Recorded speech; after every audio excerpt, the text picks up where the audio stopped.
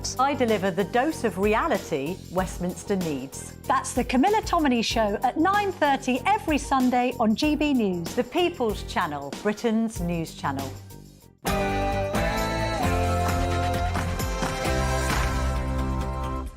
It's 9 p.m. I'm Patrick Christys. Tonight. Well, I think he's an Arsenal fan. I mean, it takes all sorts, I suppose. Well, you can pay for his tickets like the rest of them. Is Keir Starmer on the take? £75,000 worth of football tickets, a personal shopper for his wife. Meanwhile, and letting me know roughly what your weekly food budget is. £15. A week. Pensioners are forced to live off £15 a week food budget. We started a fundraiser exactly this time last night, OK? And in 24 hours, you have managed to raise a staggering £102,858, plus, by the way, plus about 21 grand's worth of gift aid. So that is what? Probably about 124 grand or something. Absolutely unbelievable effort. JustGiving.com/page/save our seniors.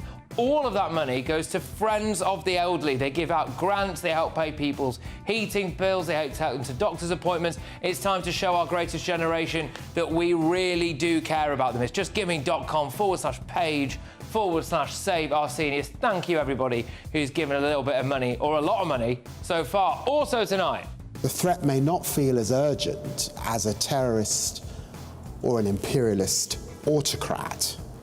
Our Foreign Secretary thinks terrorism is less serious than climate change. We'll tell that to the Manchester Arena victims. And violence like never before. I've got an illegal immigrant exclusive for you that will blow your minds. And there's more turmoil in the Middle East tonight.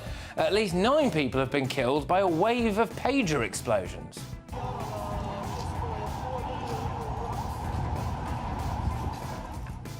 Yeah, there we go. On my panel tonight is broadcaster and columnist Esther Cracky, the director of the Centre for Migration and Economic Prosperity, Stephen Wolfe, and ex-Labour Minister Bill Rammell. Oh, and Ed Davies still having fun out and about.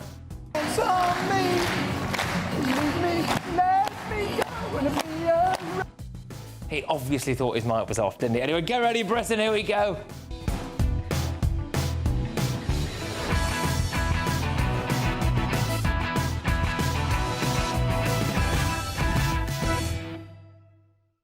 Keir Starmer's getting handouts. The elderly won't be able to keep their hands warm. Next.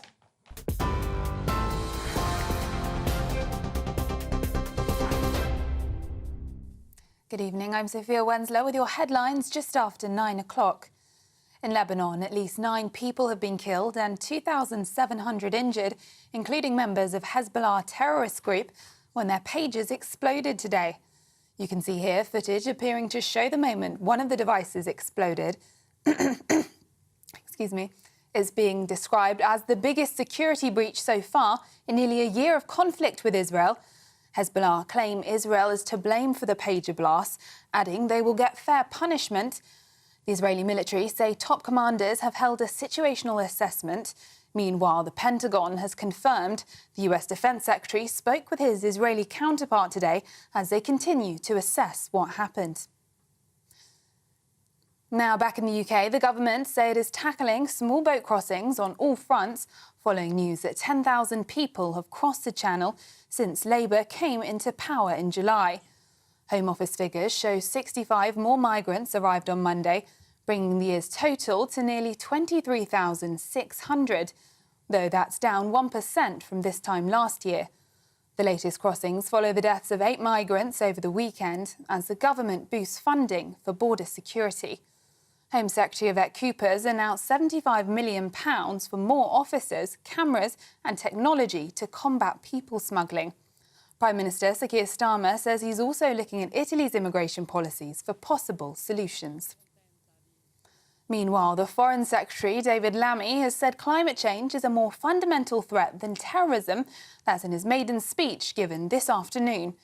He said that although the climate issue may not feel as urgent as terrorism, it is pervasive and accelerating towards us at pace, assuring the public that it will be central to all Foreign Office policies. Lammy also announced the government would launch a global initiative to accelerate the rollout of clean energy. In other news, BBC boss Tim Davie says he can't see Hugh Edwards ever returning to the corporation after the disgraced presenter admitted to accessing indecent images of children. Speaking at the Royal Television Society conference, Davie called the former newsreader's actions appalling crimes that have damaged the BBC's reputation. He confirmed Edwards continued to receive £200,000 in salary until formal charges were made, but the BBC is now seeking to reclaim that money. He also says the victims' families remain the corporation's top priority. And in the US, the rapper Sean Combs, also known as P. Diddy, has pleaded not guilty to sex trafficking and racketeering charges. The 54-year-old was arrested on Monday in New York on 3 felony charges as he allegedly hit and abused women for over a decade. The music mogul is under investigation after a number of women came forward. Combs has denied all claims and his team insists he's innocent and ready to clear his name in court. Those are your latest GB News headlines. Now it's back to Patrick. For the very latest GB News direct to your smartphone, sign up to News Alerts by scanning the QR code or go to gbnews.com/alerts.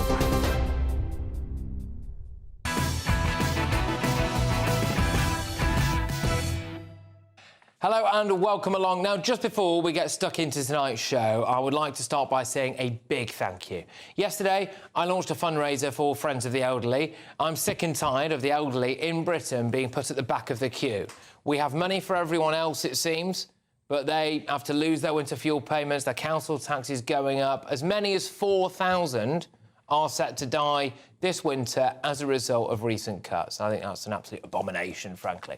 So I set up the fundraiser this time yesterday. In the last 24 hours, you have raised, well, more than £100,000. In fact, you've just raised another £2 and a bit grand in the last couple of minutes. It's now at £104,138. But if I scroll down a bit on the screen in front of me here anyway, that is plus £22,180 in gift aid as well. So you add that to that number there, and it really is a remarkable effort. I would just like to say thank you. Steve has donated 20 quid a minute ago.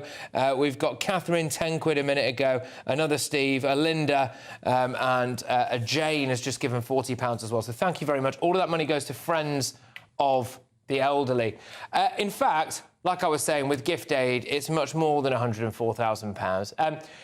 Yesterday, I set the target of 100 grand. But obviously, because you've already done that now, 24 hours in, we need a new target, don't we?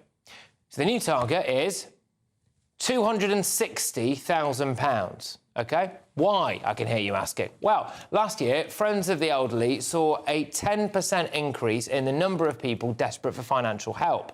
And then they managed to give £260,000 worth of grants. So that was in the year just gone. So let's see if we can match that. Those grants will go towards utility bills, food, fixing people's ovens, helping get people to doctor's appointments, to dentist appointments, paying for care. It is a disgrace that our greatest generation is suffering like this. You can make a difference. You can go to justgiving.com/page/save our seniors.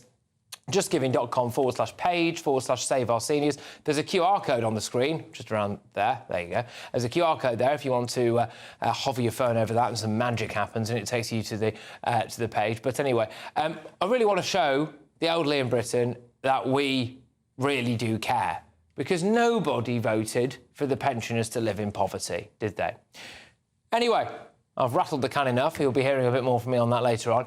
In other news, Sir Keir Starmer has gone full pig from Animal Farm much quicker than anyone expected, because the Prime Minister is reportedly worth several £1 million. He had a highly paid legal career. He earns about 167 grand a year as Prime Minister. Despite this, he's accepted £75,000 worth of freebies. These include glasses, 5 grand worth of clothes, a personal shopper for his wife, and hospitality tickets to the football. His excuses are ridiculous. He says he'll still take donations from a chap called Lord Ali, the bloke who mysteriously had a pass for Downing Street after the last election. Starmer said, I can't go into the stands at the football because of security reasons. Therefore, if I don't accept hospitality, I can't go to a game. Never going to an Arsenal game again because I can't accept hospitality is pushing it a bit far. All right, well, it was fine for Rishi Sunak, and his predecessor, Jeremy Corbyn, seemed to manage absolutely perfectly well at the football there. These freebies are becoming harder and harder to justify for Sir Keir Starmer, as Angela Regal found out on the news this morning. The Royal Box at Wimbledon, hospitality at a Coldplay concert, Arsenal away games with the Foreign Secretary in tow. The list goes on. How does that align with the son of a toolmaker, man of a people image? Well, I think he's an Arsenal fan. I mean, it takes all sorts, I suppose. Well, you can pay for his tickets like the rest of them. But we only know about this because these things have been registered as appropriate, and I think the Prime Minister had his say on that. Yeah, they can't justify it, really, can they? Why can't he pay for it all himself? Seriously. And whoever's running Sir Keir's comms wants sacking because they thought it was a great idea for him and his wife, having just accepted £75,000 worth of freebies, including clothes and a personal shopper, to go to London Fashion Week. There you go. Starmer himself was pictured alongside models like Naomi Campbell. Look, the more I see of Starmer, the more I do wonder if he's actually in touch with the common man and woman. He had to keep banging on about his dad's working-class roots. And this is something the media will know. I said it many times in the election campaign. My dad was a toolmaker. And he worked particularly with steel, as you do in toolmaking of the sort that he was doing. Is that all he's got? Is that all he's got? You know, North London dwelling, gold-plated pension, Oxford-educated, millions of pounds in the bank. I don't get the impression that he's actually that comfortable around normal working people, do you? How many pensioners could have heating this winter if Keir Starmer gave the Treasury those donations back? The money is accepted in donations. That could all come flowing back to heat a few pensioners' homes, couldn't it? Anyway, let's get thoughts from my panel. We've got columnist and broadcaster Esther Cracker. We've got director of the Centre for Migration and Economic Prosperity, Stephen Wolfe, and former Labour Minister Bill Rammell. So, yeah, these freebies that Starmer's been getting, Esther, it's becoming increasingly hard to justify why he couldn't just pay for those things himself, especially football tickets. Well, I mean, I think the two main objections that I personally have with this is, one, what was he getting in return for 75 grand worth of free stuff? Because what people, I mean, I know anytime we have a story about, you know, lobbyists or MPs accepting gifts or whatever it is, people get angry because they don't like, it's uncomfortable to actually rediscover the proximity between power and politics, that actually wealthy people can effectively buy themselves access to politics, like we've seen with Lord Ali. So my question is, one, what did he agree to in exchange for that? Was it just a gift? There's no such thing as just free stuff. You must have accepted something.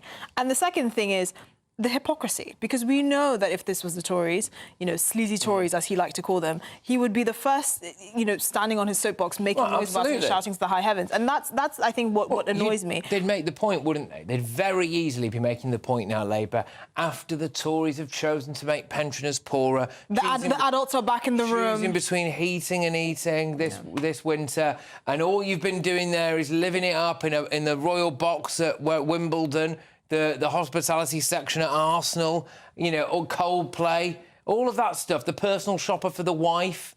I know, how do you come back from this? That's my question, because his personal sort of rankings are just plummeting. Well, I don't know, Stephen. I mean, is this a big problem for him? Does he look like a massive hypocrite? Of course he looks like a massive hypocrite. This is the man that said, I wanted to abolish the monarchy, and that's, he's become a Sir and then wanted to become a KC.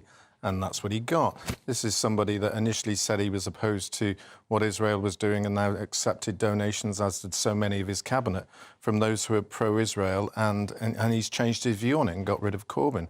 This is the man says he's a man of the people, I'm a working-class individual, yet manages to take away the heating grants from the working-class grandparents and grandfathers of our country, whilst he's getting his wife paid for by millions, and then this by a millionaire. And I think that hypocrisy will stay with him. But I say 4 legs good, 2 legs better.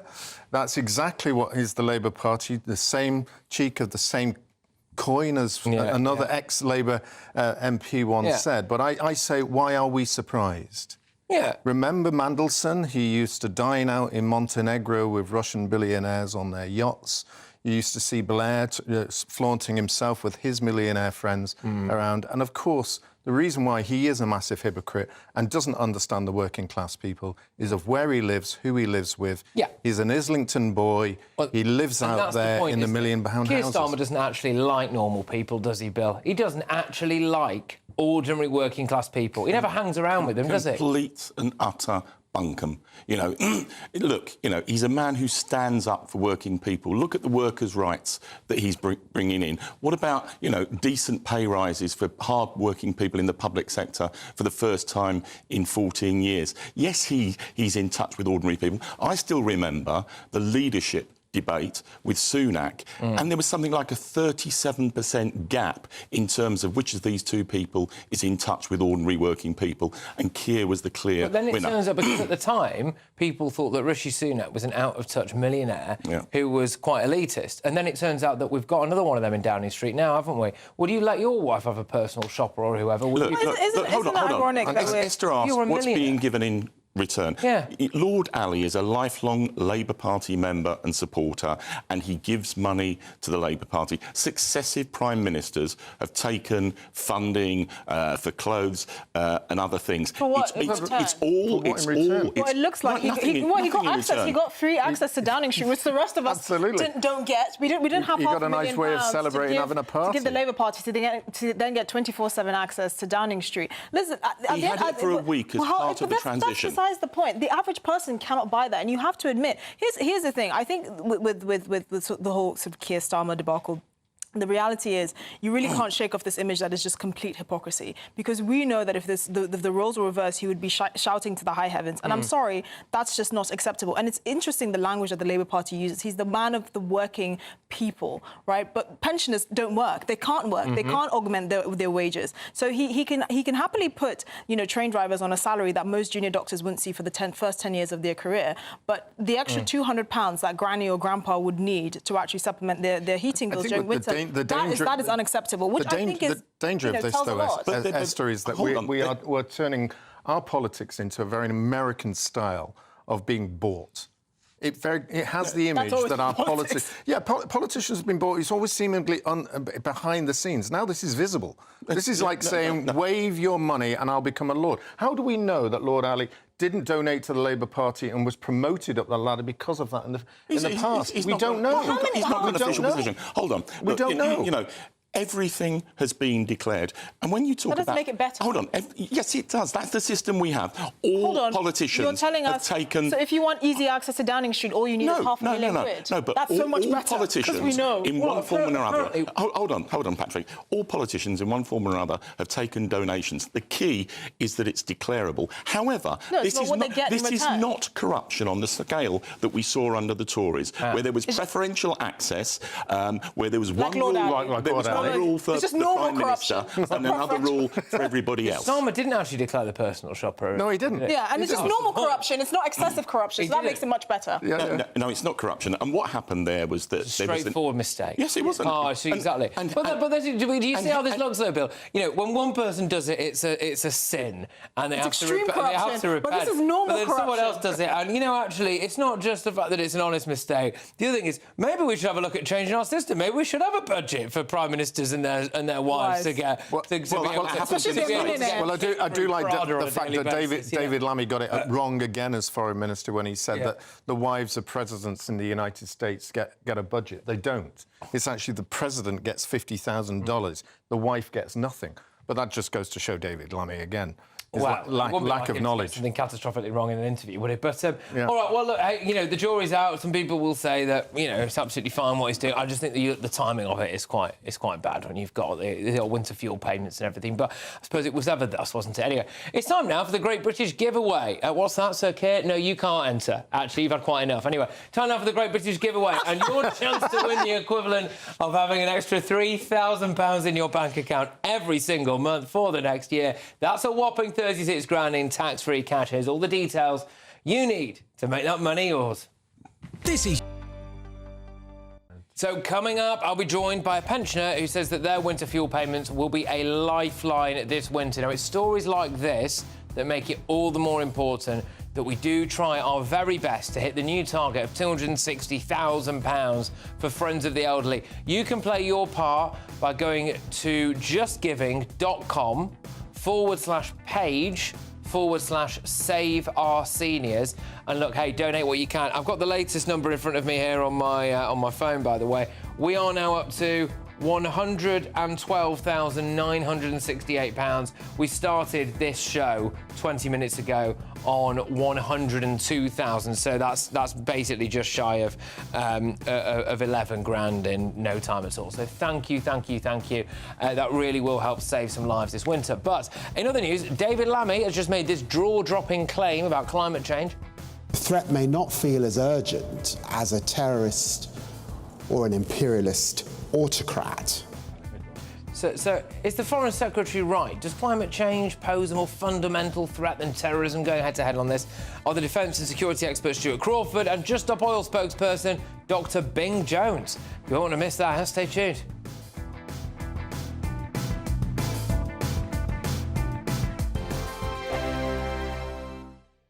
Sunday with Michael Portillo from 11, only on GB News. When I knew that I was doing this segment this week, I feel like this week was a real homework task for me because I'll be honest, I haven't been around Scottish food much in my life, but I obviously know all the obvious. And I thought I'd bring in a selection of some of, I guess, the sort of the quintessential culinary delights of the North. I mean, we have in front of us haggis. I think we should begin with some haggis. So, Michael, I've never eaten haggis before. This is going to be the first time. Well, have you eaten anything like haggis before? Have you eaten anything that is made from the intestines of an animal? I mean, I've had things like chopped liver and, you know, a bit of offal here and there. Well, there we are. I mean, I got a great surprise. I was holding a great... When I was in government, I was holding a great party in Scotland, and I had a lot of Spanish visitors, and I was offering them haggis, and I thought that they would be astonished by haggis and maybe repelled. But when they ate it, they said, oh, no, this is morcilla. So, you know, there is an equivalent in Spain. Absolutely. So if I recall, and you've probably been mugging it up, which I have not, but haggis is made within the stomach of a sheep. Yes. And you take the heart and the lungs and some other part of the sheep and you mash it up. With onions, oatmeal, suet. Yes. And it's stuffed into the sheep's stomach. But a lot of the haggis you get these days, especially sort of the slightly cheaper varieties in supermarkets, it's usually an artificial casing. Oh. You know what? This is actually quite nice. I think it's absolutely heavenly. And it's very savoury. To me, it's two things. Yes, to me, it's two things. It's both the taste and the texture. You quite rightly refer to the oatmeal going in there. So it's got this crunchy, granular sort of texture. Marvellous. GB News, the People's Channel. The Britain I grew up was the most peaceful, gentle society that has ever existed. That has been destroyed. Opinion polls show immigration is the #1 concern to the British public. Are you proud to be British? Yeah, I'm ever so proud. My name is Stephen Edgington, and in this documentary, I want to find out how Britain became a nation of immigrants. Immigration, the Truth. Available from the 19th of September at gbnews.com. It's Patrick Christys tonight, and here we do things differently. It's explaining the absolute madness of this, doesn't it? It's explosive. I mean, this is very good. It's lively. 850. Your government sat there, Sean, and it did nothing. It's controversial. And the Middle East has been in turmoil since before I was born. It's everything you need to kickstart your evening. Everyone's had their Weetabix tonight. I love to see it. That's Patrick Christys tonight, weeknights from 9 p.m. Only on GB News, the People's Channel, Britain's news channel. If you want your news to be straight talking... This is a nightmare for the Conservatives again. Down to earth. It's not just Nottingham where this is happening, is it? And most importantly, honest. Hard-working, middle-class taxpayers, they'll get the book thrown at them. Then catch me, Martin Daubney, Monday to Friday, 3 till 6 p.m. on GB News, Britain's news channel. I'm Mark Dolan, and this is GB News, the People's Channel, Britain's news channel.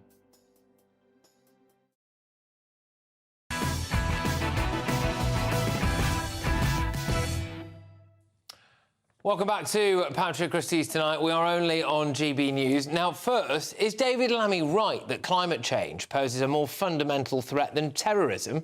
It's time now for the head-to-head. So you heard that right. So the Foreign Secretary David Lammy made this jaw-dropping claim about climate change earlier today.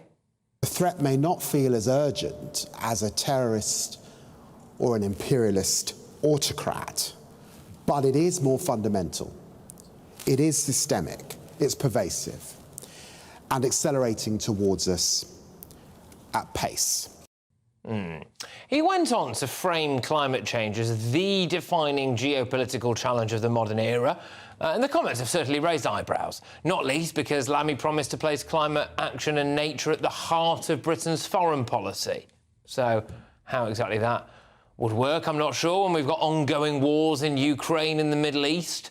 It also comes just weeks after a 26-year-old Syrian man was charged following a terror attack in Germany that left 3 people dead. And just last month, police in Austria foiled a terrorist plot to kill tens of thousands at a Taylor Swift concert in Vienna. So all of that, to be fair, Mr Lammy, does feel quite pressing and urgent. So tonight I'm asking, is David Lammy right that climate change poses a bigger threat than terrorism? Let me know your thoughts. Go to gbnews.com/your say. You can tweet me at GBNews. Well, going head-to-head on this, we have got the defence and security expert Stuart Crawford. I think that we were hoping to get a Just Up All spokesperson as well called Dr Bing Jones, but they might have had some difficulties with their connection. So, Stuart, as it stands, the floor is yours. Do you think that David Lammy is out of line here? I mean, does he want to go and look the victims of the Manchester Arena bombing in the eye and say that to them? They should have been more worried about climate change. Good evening, Patrick. I think I should sort of preface everything I'm going to say with the observation that, according to my Westminster sources, David Lammy is good at reading from a script, but not quite so good at thinking for himself.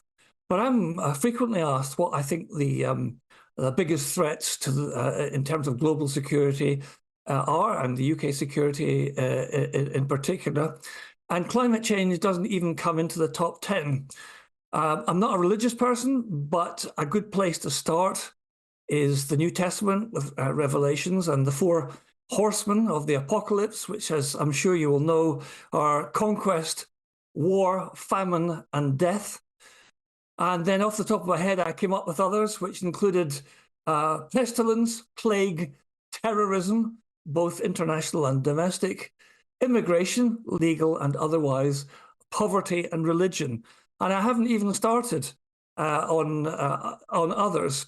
Now, I'm prepared to accept that climate change, or as I prefer to call it, climate variation, has an impact on most, if not all of those issues.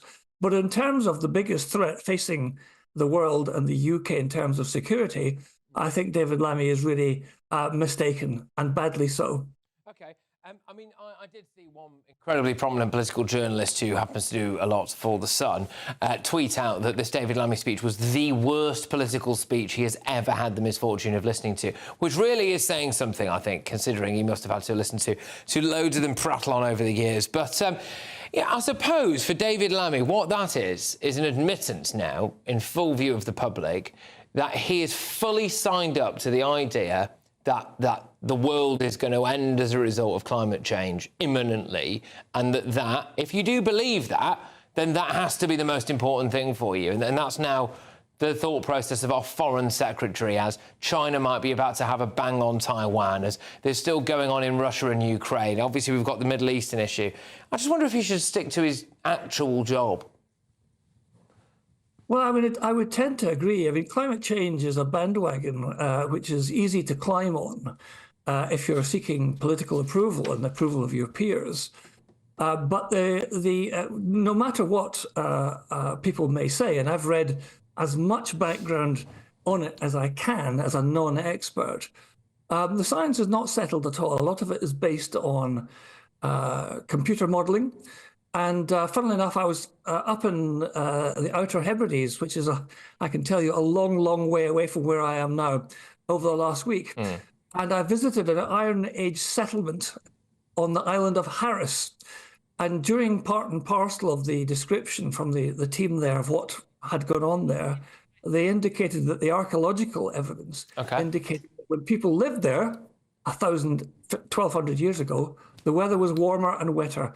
So I think really we've got to be conscious that this could just be a climate variation. All right. Well, I tell you what, we are now going to be welcomed by our friend Dr. Bing Jones. Fantastic. I'm very glad that we've got you on now. You are, of course, a Just Stop Oil spokesperson. Now, if you've been listening, there's quite a lot for you to come back on at the moment. So David Lammy essentially was alluding to the idea that climate change is a more pervasive threat than things like terrorism or indeed maybe war, which I don't think is necessarily brilliant for a Foreign Secretary to be saying, but presumably you would agree with that. Hi there, Patrick. Well, I'm sorry, I've only just joined, so I didn't hear anything that has just been said. So I'm here right fresh.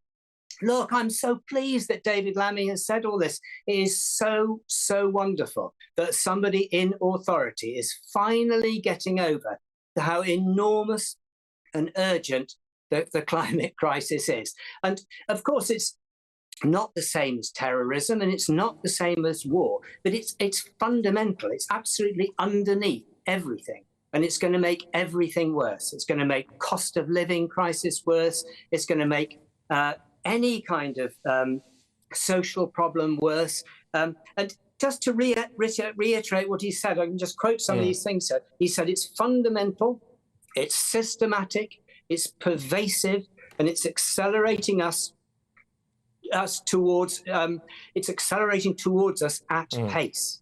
This is really the most serious thing that has ever happened to humanity. It's getting worse every single day. And it's only when people in massive, really high authority, like David Lammy, start taking it really seriously. We've got, yeah. I mean, okay, but I mean, this is why we have things like an environment secretary or an energy minister or someone like that, isn't it? You know, the foreign secretary's job. I mean, he's got a lot on at the moment. Also, that kind of thing about him being pervasive and rapidly approaching at pace. I mean, I can think of a few terror attacks, Stuart, where you could argue that the problem there has been rapidly approaching at pace. Oh, absolutely. And I would not want to be critical of Dr. Bing's sincerely held beliefs, because I think it's important that people do get involved in these sort of issues and have beliefs that we can debate. But as I said previously to him joining us, I don't think climate change, or climate variation, if you prefer, makes the top 10 of the risks facing the UK. And there are much more important things. Stuart, what more do you want? We've got Storm Boris causing probably billions of pounds worth of damage, killing 20, 30 people, dozens dead. You've got Typhoon in Vietnam killing 500 people. And it's hardly even making the news. 250,000 homes I don't think he's going to listen to me. Listen to me. Yeah. All right. Well, so your point, Dr. Bing, is that for you, the climate emergency is literally the most important thing facing humanity, and therefore everything else naturally has to come second. This is not random, right? This is, as David Lammy said, it's a failure. It's a failure of politics. It's a failure of regulation, and it's a failure of international cooperation. We have got to realise that it's getting worse and worse because fossil fuel companies are increasing the emissions that they produce every single day. And the only way to get on top of it is the job of the Foreign Secretary, because we need an international agreement. That's fine, but then I do wonder, look, fine, but then I think, unfortunately for both of you possibly, because I dare say that Stuart, who's a security expert, doesn't want our Foreign Secretary going around trying to convince the Chinese to stop doing stuff with fossil fuels. Also, dare I say it, Dr. Bing, maybe unfortunately for you, is that, take this logic to its natural conclusion, it is David Lammy who's going to have to go round and convince Xi Jinping and Vladimir Putin to stop doing things like burning coal, and I'm not sure he's the man for that job. But we wait and see, though, don't we? We will see. Chaps, thank you very much. I'm sorry, I know it's massively disjointed because we had connection issues, but we got through it in the end, so I do appreciate it. Now, right, coming up, GB News can exclusively reveal that a judge has ordered a Rotherham grooming gang survivor to retract her demand for her abusers to be deported. So, what is so outrageous about that?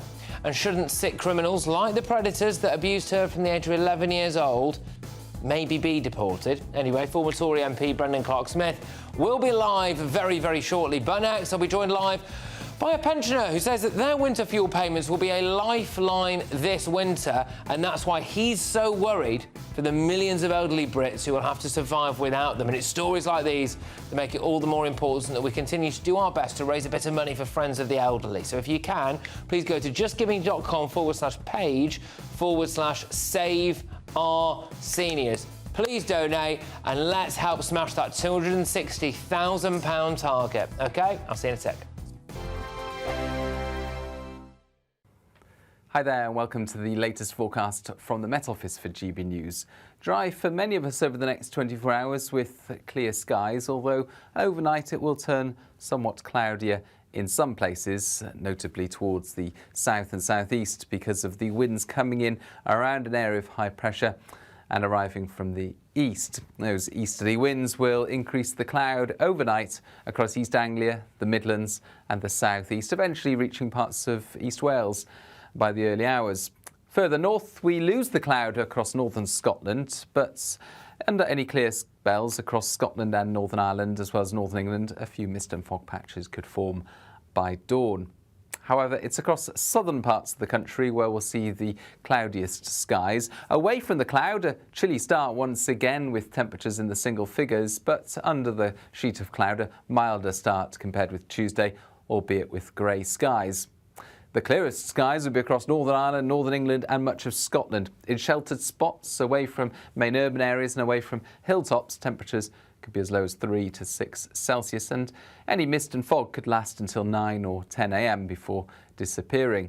Once the mist and fog does disappear, Scotland, Northern Ireland, Northern England sees once again a beautiful sunny day, and across central and southern parts through the afternoon the cloud will disappear back to the east coast where it could linger in places, and then another sunny day is expected for the vast majority.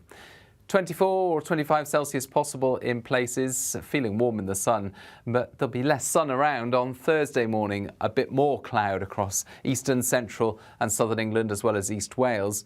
Once again, that cloud should retreat back to the east coast through the afternoon, but in some places it could stick around for most of the day. Friday, plenty of showers developing across England and Wales, drier and sunnier further north. Join me, Camilla Tominey, for a frank and honest discussion with those in power that cuts through the spin and gets to the heart of the issues shaping our nation.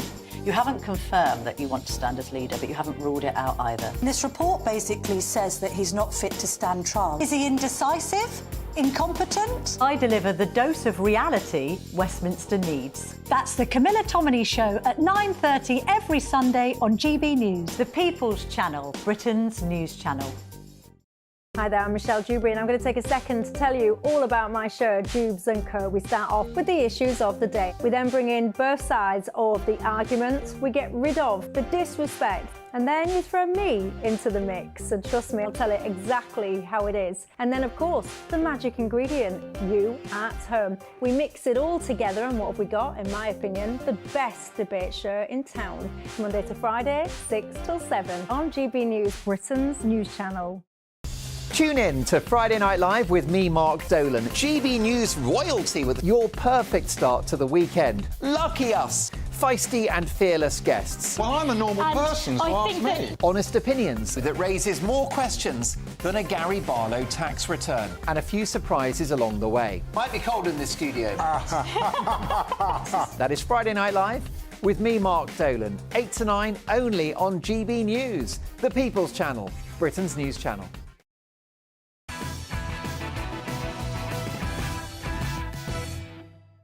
OK, so it was just yesterday that I set up a fundraiser for Friends of the Elderly, and in just 24 hours you have managed to raise more than £116,000. In fact, with gift aid, you've raised an extra 20 grand on top of that. It is amazing. Thank you so, so much. But I've set a new target for us now. And that target, I would like to be £260,000. Don't worry, I am going to be doing more over the course of the next weeks other than just sitting here on my backside asking you to give money. In fact, I want a bit of help from you on this as well. If you can come up with some ideas to make my life a little bit uncomfortable for a while that I can do to encourage more donations, then please do email in and get in touch and let me know. But I have got some ideas, and I'll be doing those in the coming weeks. But anyway, last year, Friends of the Elderly saw a 10% increase in the number of people desperate for financial help. They gave them £260,000 worth of grants. So I thought, given the massive response we've had so far, why don't we see if we can match that, the GB News viewers and listeners, so that we can show our oldest, our greatest, our best generation, who looked after us when we were all younger, that maybe we do actually really appreciate them. You can go to justgiving.com/page/save our seniors. That's justgiving.com/page/save our seniors to play your part. But it's the stories behind the numbers that really matter, and that's why I'm delighted to now be joined by Francis Moore. Francis, thank you so much. Great to have you on the show. Really appreciate you taking the time out this evening to come on and say hello. Now I understand, Francis, that you are still going to get the winter fuel payment this year, but I was hoping you might be able to talk to us a little bit about how vital that is for you, what that means for you, and why it might be a concern that so many people now won't get it. I'm hugely upset by the way this government's going about everything. There's going to be a lot of impoverished pensioners. There's 800,000, I think, still in the queue for pensions credit. That's something, actually, I think you might think about in terms of trying to help close that gap. Because once they have pensions credit, they'll then be entitled to winter fuel allowance. Yeah. But warmth is everything. And I'm afraid I'm suffering from a few issues.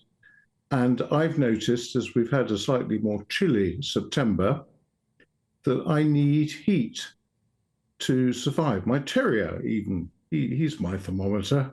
He likes a little bit of heat too. So we need to do a lot more. Yeah. You're doing brilliantly. The government doesn't seem to understand cash flow. There's no point saying, oh, well, there's going to be more money in April. That may be true, but bills you've got a long time, and it's not just the winter fuel payments, is it, Francis? As you'll be acutely aware, the council tax only ever seems to go up, pretty much. So that's going to happen. There's the single person's discount, which is apparently about to be scrapped as well. There's even talk of bus passes going for people over the age of 65, I think it is. I mean, it's quite astonishing, really, that all of those things could mean that you're going to have to pay a heck of a lot more money for basic things in life. Oh, yes, and you're leaving out this net zero madness led by Red Ed. I mean, basically, the price of electricity is going to go through the roof. It's not going down. That was a complete misstep by the incoming government. That's going to hurt. That's going to hurt everybody, hurt our industry. But it's going to really take it out on pensioners. And that's my main concern. Absolutely. And just in terms of for you then, Francis, so I had a lady called Sue on last night who was in quite a difficult situation. And I'm quite keen to gauge a bit. What's your kind of like weekly food budget, or what's that kind of stuff? Because I think you hear a lot, don't you, about the pensioners, they're all millionaires. You know, they've all got these gold-plated pensions. They're sitting back on property worth a couple of million quid each and everything. I don't know, if you don't mind maybe saying what is the kind of situation for you in terms of, your weekly budgets for stuff? I've certainly noticed that food bills are going up. I can just about budget about £80.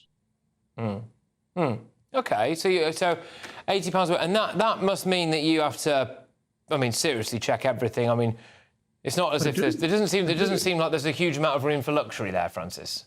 There's no room for any luxuries. It's really tough.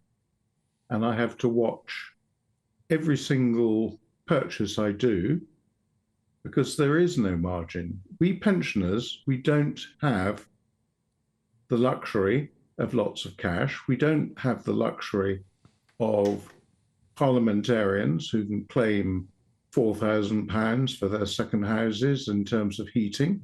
We don't have that. It's a really tough situation. And I'm afraid this government just does not get it. OK, well, Francis, look, I'd like to stay in touch with you, if possible, in the coming weeks and certainly in the run-up to Christmas. And I do wish you all the very, very, very best. And I really appreciate that you've come on, been so honest and upfront about your situation in the hope that actually things can get better, not just for you at all, but for millions of other people at the moment who are, unfortunately, of a certain age, staring down the barrel of quite a bleak winter, actually, possibly more than ever. Very bleak, Patrick.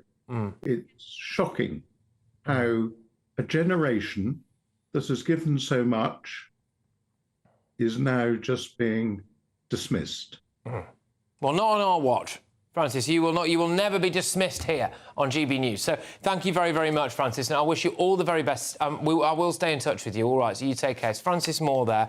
And just as you would have been seeing there, justgiving.com/page/save our seniors is the link to that Just Giving page. Let's try and get friends of the elderly up to £260,000. We're nearly on 119 grand for a fundraiser that started less than 25 hours ago. So thank you very, very much, everybody. Coming up, it's a GB News exclusive because there are gangs now in northern France rampaging through villages and attacking people who have apparently been trying to help them, including children.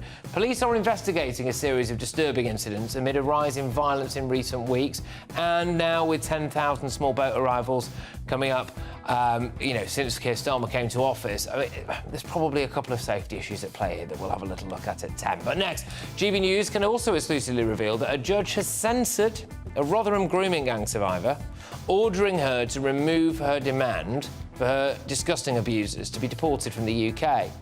But what's so bad about that? And dare I say it, should we not maybe be deporting some of those people? Former Tory MP Brendan Clark-Smith, he's got some words to say, and he's next. Mark Dolan tonight is your weekend dose of news, debate and entertainment. This sounds like a wild conspiracy theory. Don't miss my big opinion. Mark meets and my take at 10. Democracy is a funny old thing. And we don't do boring. Not on my watch. I just won't have it. Let's go and get another glass of that bubbly. You've earned it. That's Mark Dolan tonight, Saturday and Sunday, 9 to 11, only on GB News. The People's Channel, Britain's news channel. GB News Breakfast, every day from 6 a.m. Luke Douglas-Hugh is a plogger. It's the act of jogging and picking up litter at the same time. Oh, I thought it had something to do with cycling, but I was thinking of recycling. You better explain what the term is. Plogging originates really as an expression from Sweden, from someone called Erik Alström, who combined the two words of plocka uppa in Swedish and jogging, so plogging. And what does plog uppa mean? Picking up. Oh, I see. Oh, I see. All right. Yeah. Oh, all right. Do you take a bag with you or something and you pick up rubbish? You do. There you go. Absolutely, yeah. In terms of being a jogger, how do you combine the two? Because joggers wouldn't You have want to keep up the pace, they wouldn't don't want to you? keep stopping to pick stuff up, would they? I'm the coastline runner. I run Yes. the coast collecting plastic pollution. Which mainly. coast? Well, I've done the whole of the East Coast, from Lowestoft to Leith. Wow. And then cut across from Edinburgh to Glasgow on the Grand Union Canal. Yeah. A few years ago, someone said, Luke, don't get all grand and stuff. You're not the coastline runner, you're just a plogger. And I thought, hang on a minute, what's that? And I looked into it, and I realised that that's what I was doing. Do you do it entirely on your own, or do you do it in groups? I do it. I originally started on my own. I got clapped off by a mayor in Great Yarmouth, but now more and more people join me, and I. What I find interesting is that, I mean, jogging, you could say, is just something you do for yourself, for your body, but what you're doing is something extra. I mean, you're making a difference. Do you think you make much of a difference? No, to be honest. Oh. I don't. I think I'm making a difference in raising awareness of not polluting our beaches so much. GB News, the People's Channel. Are the newspapers getting you down? My wife didn't divorce me that month.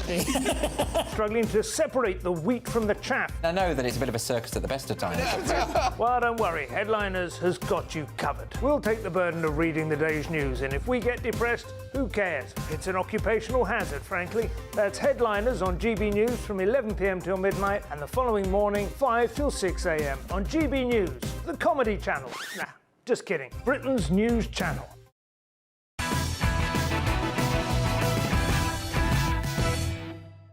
Welcome back. GB News can exclusively reveal that a Rotherham child abuse survivor has been ordered to remove a demand for her abusers to be deported. Well, the woman gave an incredibly moving statement at Sheffield Crown Court last week, over 20 years after she was groomed and abused from the age of 11 by the Pakistani heritage men. However, before she delivered her victim impact statement, the prosecuting barrister and judge conferred over the passages in her statement that had been removed. Well, GB News has now seen the original copy of the speech that she intended to deliver, which has several sections crossed out. The censored conclusion reads, "I'd like to request that after sentencing and upon Rudy and Shoaib's release, they should be deported back to Pakistan, as this is where they originated from and came here to exploit children." Well, speaking exclusively to GB News today, the survivor said, if someone's not born here and they're here to exploit children, after the sentences, maybe they should be deported. There's nothing to say that they'll stop exploiting children. We can deport them and let our own country deal with them. Let their own country deal with them. Sorry, my apologies. To discuss this further, I'm joined by the former MP for Bassett Law, Brendan Clark-Smith. Brendan, thank you very much. Remarkable, really, I think, that the judge would censor a victim impact statement.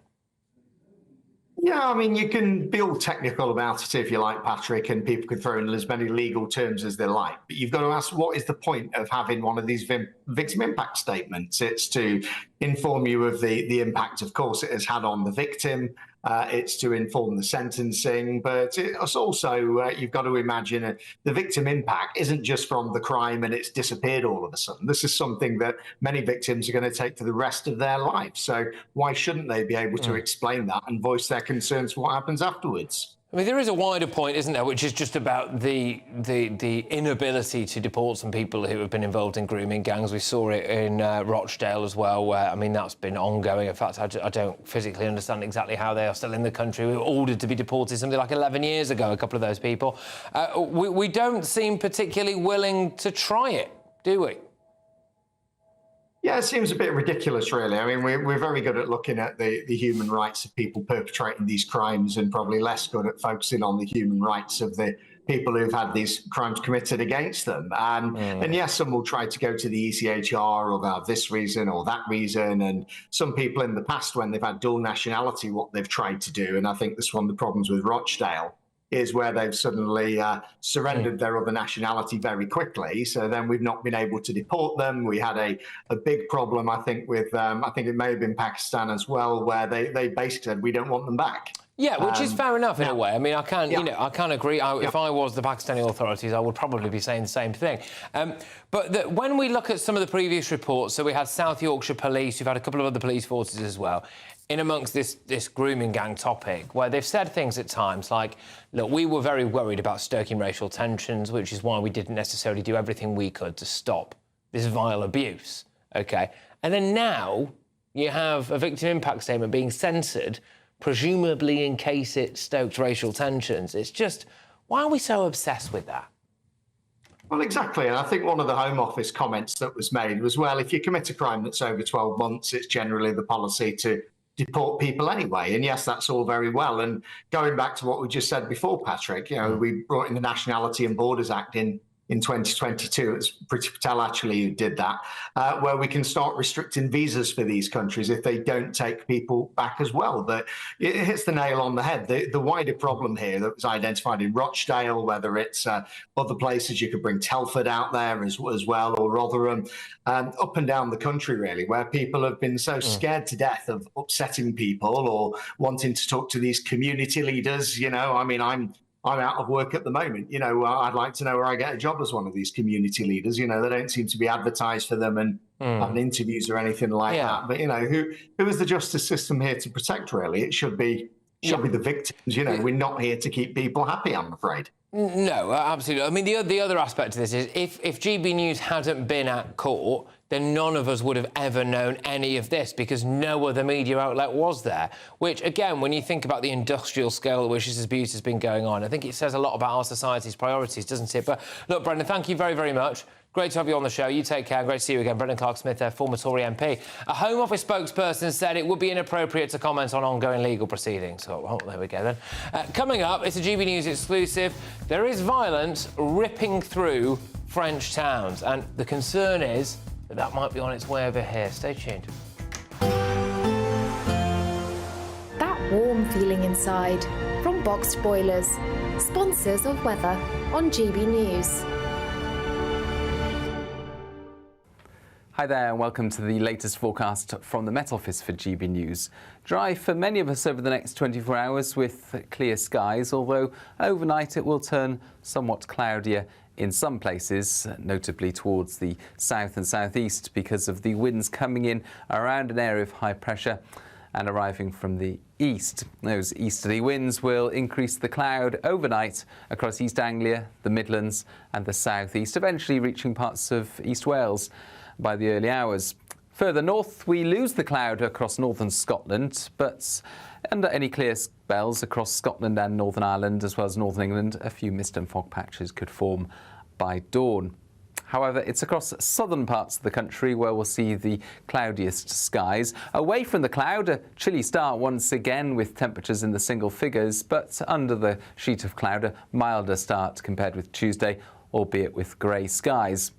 The clearest skies will be across Northern Ireland, Northern England and much of Scotland. In sheltered spots, away from main urban areas and away from hilltops, temperatures could be as low as 3 to 6 Celsius, and any mist and fog could last until 9 or 10 a.m. before disappearing.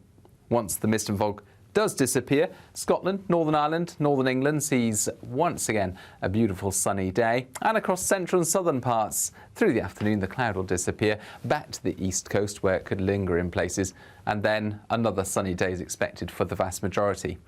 24 or 25 Celsius possible in places, feeling warm in the sun, but there'll be less sun around on Thursday morning, a bit more cloud across eastern, central and southern England as well as East Wales. Once again, that cloud should retreat back to the east coast through the afternoon, but in some places it could stick around for most of the day. Friday, plenty of showers developing across England and Wales, drier and sunnier further north. Looks like things are heating up. Boxed Boilers, sponsors of weather on GB News.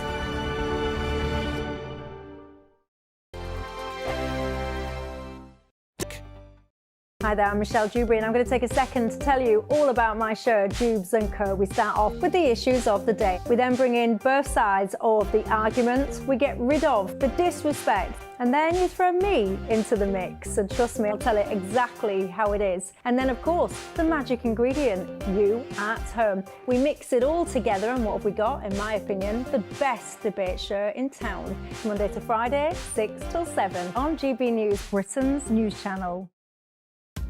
Are the newspapers getting you down? My wife didn't divorce me that month.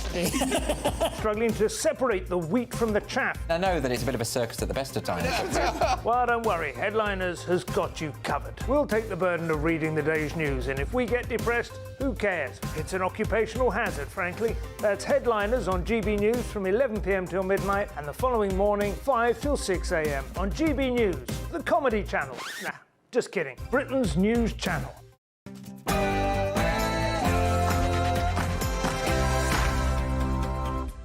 It's 10 p.m. I'm Patrick Christys. Tonight.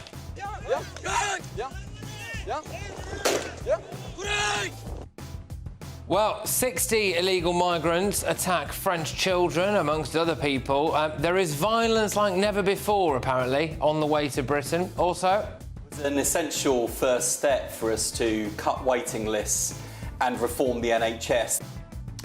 Is this the worst negotiation in history? Junior doctors say they will strike every year if they don't get a pay rise every year, despite accepting just the largest pay offer of any worker in Britain. The threat may not feel as urgent as a terrorist or an imperialist autocrat. What do you make of that? So our Foreign Secretary thinks that terrorism is a bit less serious than climate change. Tell that, of course, to the Manchester Arena victims and many others. And?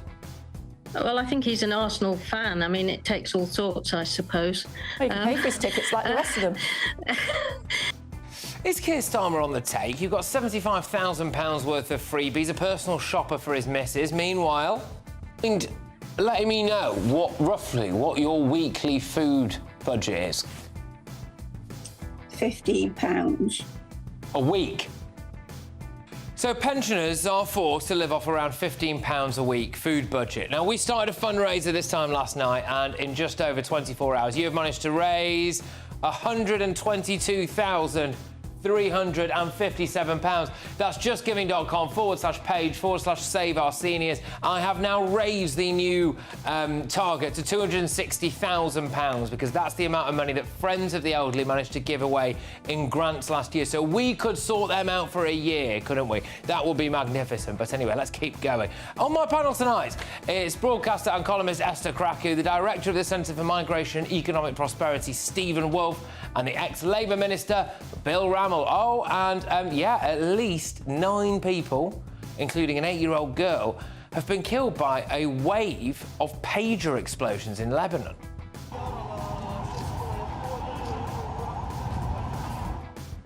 Get ready, Britain, here we go.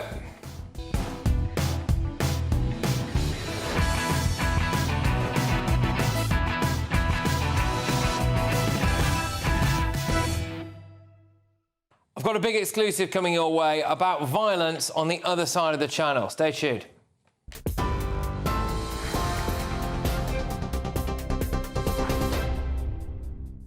Good evening, I'm Sophia Wanslow with your headlines just after 10 o'clock. In Lebanon, at least 9 people have been killed and 2,700 injured, including members of the Hezbollah terrorist group, when their pagers exploded today. You can see here footage appearing to show the moment one of the devices exploded. It's being described as the biggest security breach so far in nearly a year of conflict with Israel. Hezbollah claim Israel is to blame for the pager blasts, adding they'll get their fair punishment. Israel is yet to comment. Meanwhile, the Pentagon has confirmed the US Defense Secretary spoke with his Israeli counterpart today as they continue to assess what happened. Back in the UK, Health Secretary Wes Streeting says the end of the pay dispute with junior doctors marks a first step in the government's mission to reform the broken health service. Members of the British Medical Association have voted to accept the government's offer of a 22% pay rise over 2 years. However, the Conservatives are warning the government not to set a precedent by awarding striking workers with what they've described as bumper pay rises. This morning, Deputy Leader of the Liberal Democrats, Daisy Cooper, told us her party still think more can be done.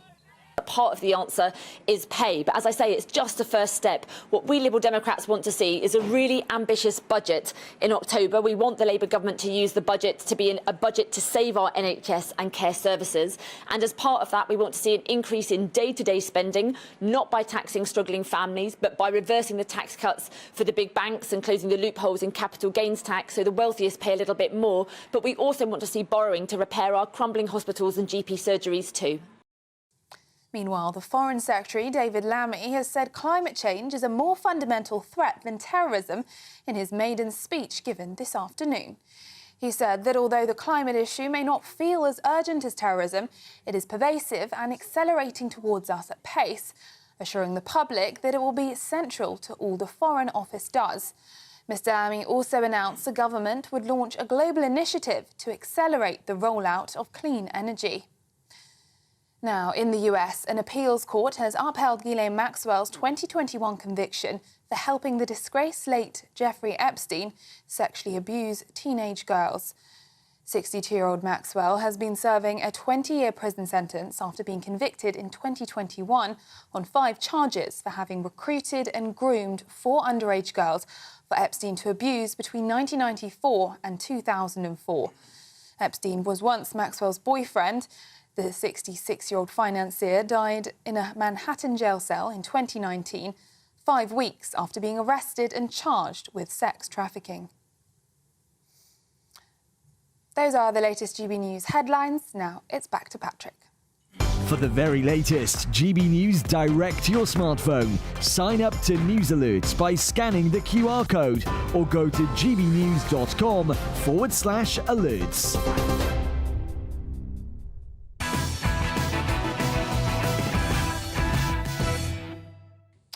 OK, so welcome along. I just wanted to say a massive thank you again, just to reiterate, to everybody who's donated a whopping great big amount of money. So far, we're sitting on around £123,000. There we go. £123,000 for Friends of the Elderly. Now, I'm going to be talking to the head of that charity in just a couple of days' time on this show, just to tell you exactly about what they do for vulnerable pensioners around Britain. The target that we're going for now is £260,000 because that's the amount of money they gave away in grants last year. Now, they're expecting this to be their toughest year ever. More people than ever as a combination of the lack of winter fuel payment, council tax hikes, the single-person council benefit, etc., etc., etc., hits them hard. I didn't want pensioners to be hung out to dry, not on our watch here. And so I thought, well, look, you know what, if I can try and raise a little bit of money. Now, I'm going to be doing a couple of bits and bobs over the course of the next few weeks. Next week, I'm going to be trying to live off the food budget of £20 for the week. So that is just going to try to articulate what a lot of pensioners are unfortunately going to be having to try to live off this year. So I'm going to be trying to do that, and I'll just document how I get on as well. So there you go. That's something to get the ball rolling in terms of me doing stuff. But if there's any other ideas that you can come up with for how I can raise a bit of money, then please do let me know. But moving on from that, justgiving.com/page/save our seniors is how you can donate. So please do, if you've got a couple of quid going spare, please do, because it really will go to saving lives. That money goes to grants for the elderly.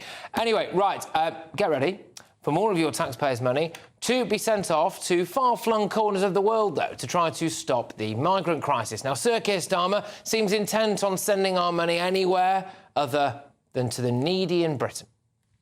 To stop illegal migration, we must also tackle it at source. So today I'm announcing £84 million of new funding for projects across Africa and the Middle East. OK, but what about the people who are already in Europe, specifically the migrants who are already around the Calais area? Now, we have got an exclusive that reveals that an armed gang in northern France rampaged through one particular village and attempted to attack a group of people who had a young child with them. Now, according to local media, one horrific incident happened at 4 a.m. on Sunday. So this is the first day of what is a local duck hunt, all right? Now, 3 hunters and a 3-year-old boy faced an attack of what French police called, quote, unprecedented and unheard violence from 60 migrants that lasted about 2 hours. This happened in the Tardingen Marsh, about 10 miles west of Calais. One witness said that the small group tried to help the migrants when they first came across them. So he said, we called the police at around 4 a.m. We knew they were going to risk their lives. We are human first and foremost. Now, 2 officers arrived at the scene. Another witness claimed that the group of migrants opened their cage of ducks and decapitated one of them in front of them. The 60 migrants then are said to have surrounded this hut where the hunters had decided to try to hide in, broken the windows and tried to attack the 3 hunters with iron bars and knives. The men and the child had barricaded themselves into that hunting hut behind a steel door, which withstood the attack until police turned up again at about 6 a.m. Now, local police have confirmed that there is an investigation into this underway. I'm concerned that without proper border checks, we are in the dark about who could be entering the country. We can give as much money as possible to other nations, though, can't we? But what about potentially violent people who have already made it to Calais? Should we be quite concerned about that? So let me know your thoughts. I'm going to get the thoughts of my panel now. We've got columnist and broadcaster Esther Krakow, the director of the Centre for Migration and Economic Prosperity, Stephen Wolfe, and former Labour Minister Bill Rammell. I'll start with you on this, Stephen. I mean, this is a pretty disturbing situation that does beg the question about, well, you know, is there a risk that if some people are prone to extreme violence in Calais, that they might then be incredibly violent here? Yeah, I don't think that's any surprise to anybody if they thought that if you're going to be violent in one country, you're going to be violent here. And we've got evidence of people who have been violent here, whether it's the bombs in Manchester, my hometown, to those who get entranced by terrorism. We've seen the violence that we see in Germany, in France, in Spain. But recently, this level of violence has actually been increasing, and I know it's a concern to Europol and the border agencies in Europe too, because only several days ago, there was gangs of over 500 trying to get through the African element of Ceuta, which is controlled in Morocco. Yeah. And they were beating the police and beating the townspeople into getting across. There's also reports coming in the Libyan area, which are part of the Western migration route, where there's now been violence between gangs who are taking over control and using the migrants on each side that they want to control to fight each other. And of course, we know that there's been violence down in Italy. We remember the images only last year when they were coming in lots of boats and then fighting when they got onto the shores of southern Italy. So violence is part and part of the process, but it's also a useful vehicle for people smugglers. I suppose some people, Bill, would say that, this just shows the level of desperation that people feel in order to get a place on one of these boats. Is that an argument that holds water for you? Well, no, there is clearly desperation, and people are coming thousands of miles across the world to try and get a better life. But I take the view that if you come here as an asylum seeker and you have a criminal record or you commit crimes, you should automatically be sent back to your country of origin. But look, this is a huge Europe-wide problem, and it's going to take time to tackle. But what I thought was interesting this week with Keir Starmer's visit to Italy, there you've got a country, and, you were parodying the money that the government is spending overseas. But Italy has cut its numbers by 62%. How? In part by spending significant sums of money in Tunisia and Libya, beefing up their border control to stop the flow of migrants. Also, with offshore processing in Albania. Now, I've said on this show before, I think it is worth exploring offshore processing, not Rwanda, because that was permanently sending people there and the human rights record didn't back it up. But I think that can be part of the solution as well. Yeah, I suppose the issue with what Italy's done is for... us over here, maybe, if we did do some offshore processing, I think, roughly speaking, between 70 or 80% of people end up being approved, so we would conceivably still end up taking quite lots of people. I mean, I think one thing that... The uncomfortable thing that no one really wants to talk about, particularly politicians, is the demand side and tackling that. And I always compare this to the war on drugs, because they're always like, let's tackle the supply, let's spend billions criminalising drug laws and all of that. Well, drugs have become more available than ever. More people are using them ever. They've become more potent than ever. It's clearly not working. In something like this, in a market, which is what it is, the people smuggling market, you want to cut the demand. And how to do that is you don't give them what they ask for. These people that are risking their lives, paying these people smugglers thousands of pounds to come here, the idea that they would actually succeed is what is inspiring them to do it. So the reality is you can't be approving 70 to 80% of them. And also we have to take the view, and as uncomfortable as it is, that they're not just worker bees. I know many on the left say, but these are workers, we need workers in this country. I actually find that deeply racist, because they're just treating human beings and dehumanizing them and just treating them like a bunch of robots. They are people with values and ideas and cultures. And of course that number doesn't work now, as exactly. we know from the OBR that we've got over 1.5 million of them are actually claiming benefits. Well, yes. So, exactly. This but is a fallacy to say they actually are working. This is once they've been granted asylum.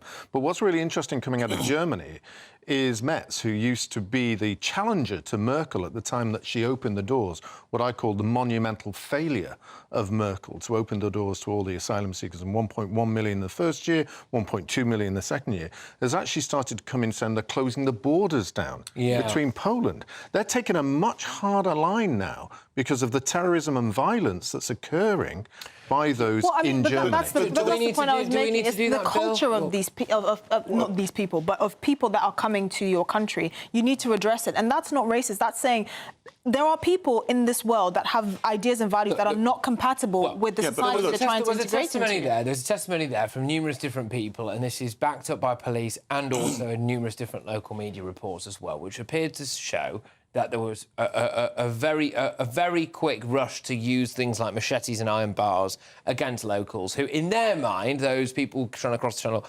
assumed those locals were trying to dob them into the police. OK, really? That's not normal behaviour, Bill, and that could be a problem on the streets of Britain, couldn't it, if people are quick to behave violently? Yeah, and we've got to tackle that. But look, this is a global problem. You know, go to any advanced part of the world and these pressures exist. It's only going to be tackled by global cooperation. And I'll give you a for instance, and this what I think is really interesting coming out of the Italy example. The southern border of the European Union, they are cooperating, they're paying money for the authorities to send the boats back to those African countries. I think we need much stronger engagement with France to get that as the part of the solution in the English Channel. But if we look at the overall budget of the European Union, over the past 15 years, they have basically spent 84 billion in Africa dealing with this issue. 84 billion. Right. In terms of all the different grants that they've got over a 15-year period. And it's only getting That's worse. 3 different parliaments. So it hasn't stopped it completely, but I do understand the issue. And you're quite right, we do need to work with them. It's huge amounts of money, but when we talk about a global issue, it's only 15 countries. Yeah. 15 countries that are really receiving the vast majority of but these look, far be it from me to stand up for a very right-wing government that there is in Italy, but they've actually cut the numbers by 62%. Yeah. You can make a difference, but you've really got to be hard-nosed, you've really got to be coordinated, and you've got to work with other countries. Yeah, and look, clearly what remains to be seen is whether or not Keir Starmer, the bloke who seems to vehemently oppose not just Rwanda, but obviously a load of other stuff over the course of his legal career as well, you know, whether or not he's going to now go and enact any of these tough policies. But we'll have to wait and see, won't we? Well, Patrick, I've said to you before, you know, under the last Labour government, we significantly cut asylum numbers. We can do it again.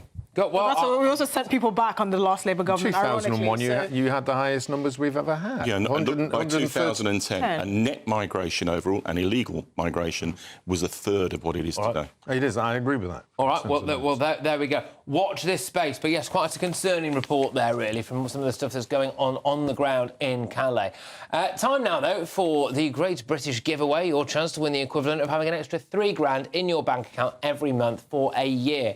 A whopping £36,000 in tax-free cash is all the details that you'll need to make that money yours. This is... All right, so coming up, I'll have the very first look at tomorrow's newspaper front pages. Oh, and Ed Davey is very much back at it. It's on me. Leave me, let me go and be a... Yeah, that is his singing voice, you know, so there it is. Anyway, all that and more very, very soon. But first, junior doctors have accepted a massive 22% pay rise, but they're still not happy. In fact, they're threatening to go back on strike if they don't get a pay rise every single year. Is it not maybe time that they stop moaning? I'm going to be joined by Dr. Dean Eggett in just a few minutes' time, so stay tuned.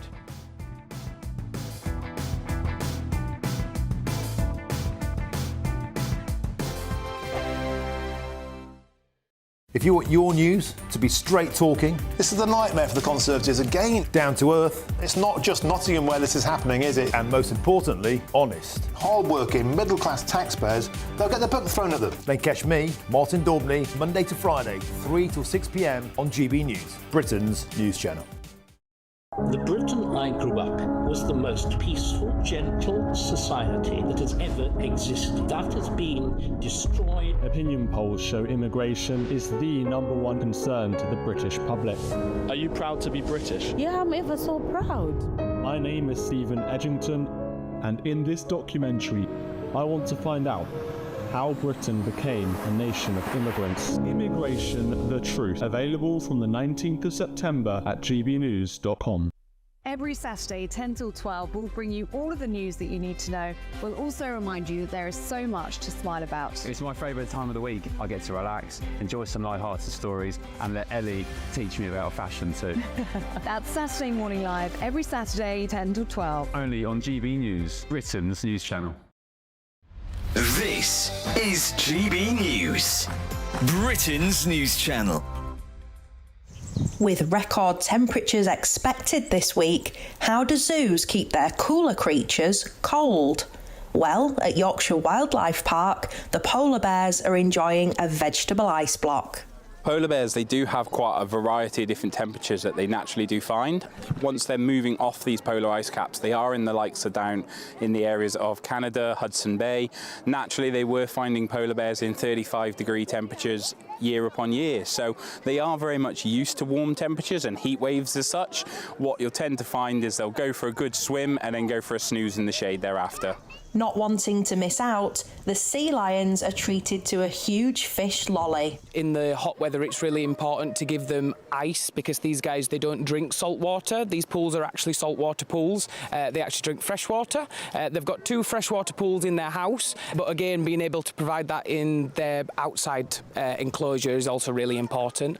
So offering them ice with their fish is not only enriching, but it's actually beneficial to their welfare as well. Other animals like the lemurs will be basking in the sun, but also cooling down with frozen sweet potato. So we've got 3 different species of lemur here. They come in all different shapes, colours, sizes, but they are native to Madagascar. Madagascar can get quite hot, understandably, so throughout the cold months here in Yorkshire, we do give them a nice heated house all year round, but especially making sure it's nice and warm in the winter for them. And it does mean that in the hot spells as well that we're able to keep our eyes on them and try and give them things that make them a bit more comfortable with that incoming hot weather as well. The frozen food on offer here certainly has the seal of approval on what could be the hottest day of the year. GB News, the People's Channel. Join me, Nana Akweer, for an informative, interactive news programme with a difference. It's fun. No, he didn't say that, Dave. I'm so surprised. I think there's an element of truth to that. Join me from 3 p.m. every weekend, only on GB News, Britain's news channel.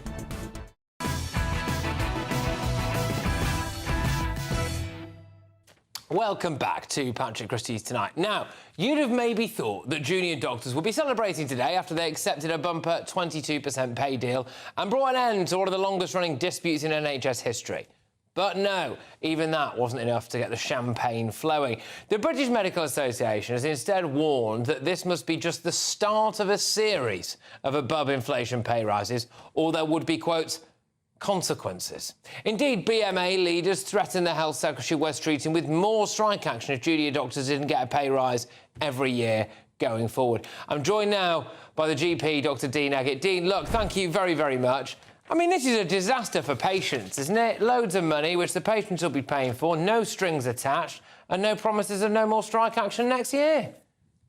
Hi, Patrick. It doesn't sound like the best outcome when you put it in those terms, because, of course, the taxpayer is getting less for their money nowadays. We know that our elderly, vulnerable individuals in the country are not getting the heating allowance, and there's going to be all sorts of cuts coming to the country. So people are going to be thinking, well, why on earth are we giving junior doctors a 22% pay rise? And for junior doctors to then turn around and say, well, actually, we're probably going to expect an above inflation pay rise next year and the year after, also going to be consequences. That's going to be a very bitter pill to swallow. But having said that, Wes Streeting made his bed and he's got to lie in it before the election came, because he did say that he would put an end to these strikes, which really made an open goal waiting for the BMA. Yeah, absolutely. And he's now in a situation where he could be confronted. This latest pay deal, I think I'm right in saying, lasts for 2 years. So in 2 years' time, which really is not that long away, crucially, it's also before the next general election, we could see junior doctors back out on the picket lines again, saying we need an increased amount of pay. And then Labour would have to renegotiate with them again. I do wonder, though, Dr. Dean, whether or not we are now going to witness a turning point, which is patients starting to turn, or the public really, starting to turn their anger actually specifically at people who are working in the NHS and not necessarily the politicians running it, if they feel as though they've got the pay rise now and they should be back at work. Would that be a concern for somebody like you as a GP? Absolutely, and I think Wes Streeting is probably counting on that, because although he left an open goal for the BMA, where he had to give something very significant for the junior doctors to back off for a year or two, it does mean then that he has given his promise, which was to get junior doctors back to work. And anything that happens then from here on in is probably going to be put back to the BMA and junior doctors and saying, well, OK, well, you promised you'd give more, you promised you'd work more, and now you're going back to the picket line. Why is that the case?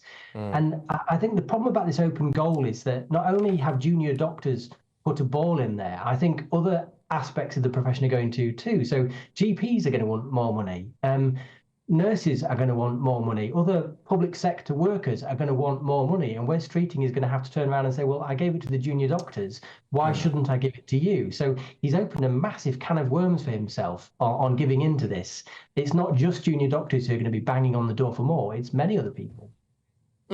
Indeed. I mean, patients have been saying that they can't see doctors. There's a waiting list of something along the lines of 7.5 million people. Presumably that's higher now, because the last time I saw that was about several months ago. So that is a problem. We are quite literally the sick man of Europe as a country, which is not great, is it? And yet we spend a huge amount of money on our NHS. The latest from Starmer is, well, there's going to be no more money without reform.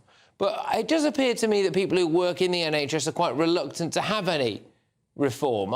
As a GP, well, what do you think should be done? So actually, I agree with the concept of reform, but I don't necessarily agree with the concept of reform of changing the system over again, or changing the titles of people, or necessarily changing people's roles. There is a huge amount of waste going on in the NHS. The best example the analogy that I've been given is it's like painting a house with tester pots when you're looking for pots of cash with which to care for patients. You know, there's no one pot to dip into to be able to provide care. You're looking for 100 pots of cash. So you're constantly looking around, and those pots of cash can't mix. So if there were rules and regulations that made it simpler for us to care, we wouldn't be running around chasing our tails administratively. We'd be more on the front line looking after patients. So yes, I do think we need massive reform, but not necessarily on the front line with clinicians. It needs to be more the back office functions and how the NHS system flows. I think there has to be a bit more accountability as well. I mean, I did something last week on people who are these non-executive directors or a variety of different roles, very high up in NHS England, etc. And you think, well, if report after damning report keeps coming out about essentially the thing you're in charge of, you would have, amongst other professions, there will be calls for somebody to resign or be hauled before a committee and be held to account for that. That doesn't seem to really be the case ever in England. It seems to be that it's just the fault of whoever the health secretary is, and I do wonder whether if there was a bit more accountability behind the scenes, that might help. But would you urge junior doctors then to not go on strike again for the next couple of years at least, or what would you say to them? Well, I've been very clear in the past saying that I don't think striking was the right thing for junior doctors to do. And actually, I applaud those junior doctors who decided not to strike, and those junior doctors who said with this pay rise, thank you, this is brilliant. We don't intend to strike anymore, get back to caring for patients.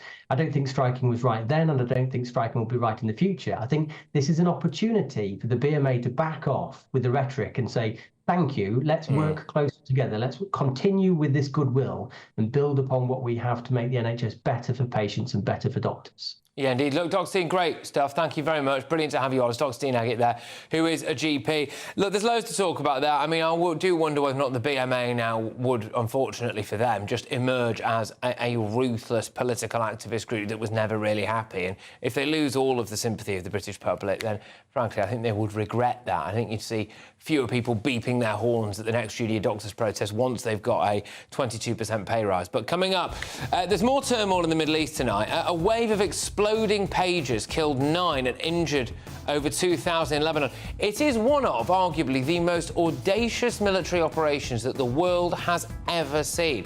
I'll bring you some astonishing footage of all of that and tomorrow's newspaper front pages. Oh, and Ed Davies been having a good day.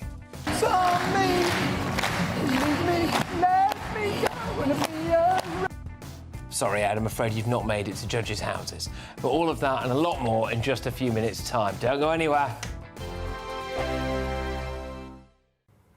Hi there and welcome to the latest forecast from the Met Office for GB News. Dry for many of us over the next 24 hours with clear skies, although overnight it will turn somewhat cloudier in some places, notably towards the south and southeast because of the winds coming in around an area of high pressure and arriving from the east. Those easterly winds will increase the cloud overnight across East Anglia, the Midlands and the southeast, eventually reaching parts of East Wales by the early hours. Further north, we lose the cloud across northern Scotland, but under any clear spells across Scotland and Northern Ireland, as well as Northern England, a few mist and fog patches could form by dawn. However, it's across southern parts of the country where we'll see the cloudiest skies. Away from the cloud, a chilly start once again with temperatures in the single figures, but under the sheet of cloud, a milder start compared with Tuesday, albeit with grey skies.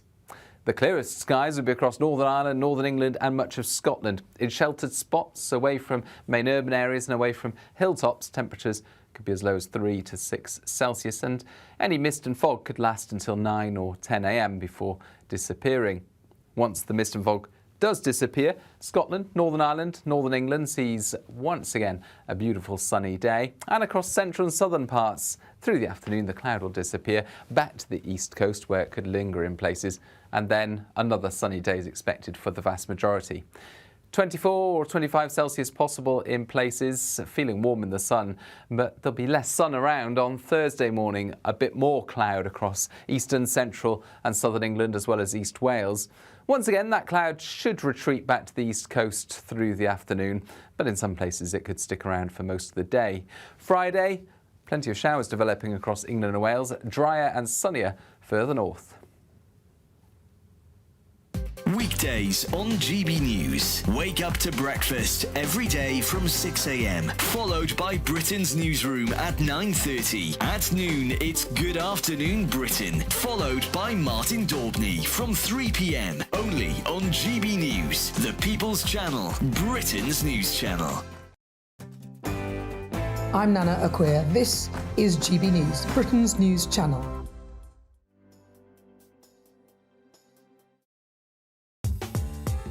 I'm Christopher Hope. From pop stars to politicians, I'll interview anybody in a pub who's got a political opinion. Join me every Friday on Spotify, Apple Podcasts, YouTube or gbnews.com, or wherever you get your podcasts. This is GB News, the People's Channel. I'm Emily Carver. This is GB News, Britain's news channel.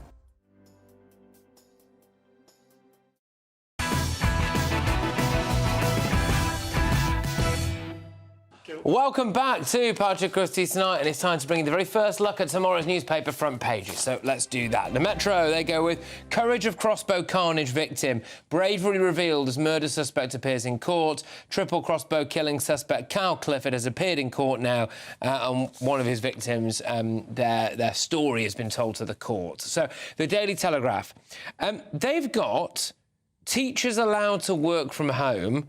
There's another story here. Starmer plots to raise bills to fund Thames Water bailout. So Sir Keir Starmer is planning to allow water bills across the country to be raised to pay for a government bailout of Thames Water.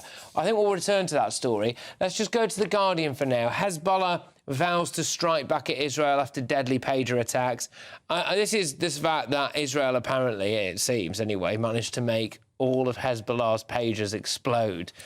The added element to this is that where do a lot of people hold their pagers? It's on their belt or around the groin area, which does imply that some people might have fertility issues in Hezbollah going forward.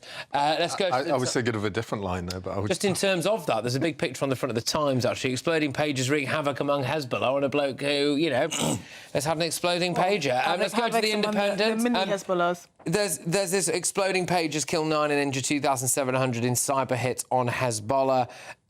So Israel accused of deadly mass malware attack as communication devices used by Lebanese militia simultaneously burst into flames.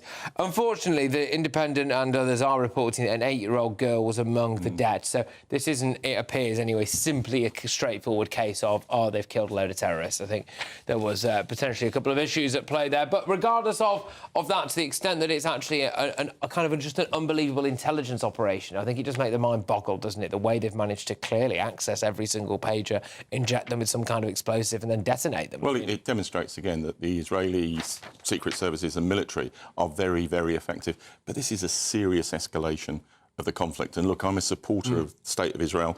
I believe in their right to self-defence. But there's a real sense that Netanyahu doesn't want a deal because of the consequences for his own position. Has it actually been established that this was Israel's doing? Not definitively, but I think all the indications. Apparently, we can have a is. little look actually, or just when one of these devices did explode. It's being described as the biggest security breach so far in nearly a year of conflict with Israel, and this is some individuals in a shop, and it goes, woof, and that's I don't think there's much left in his little marital area. No, probably not. No. Family jewels have been melted down. They have. Yeah. I just think it's like you were saying, it's incredible from the perspective of them being able to do this kind of stuff, and what a kind of fascinating intelligence operation that is.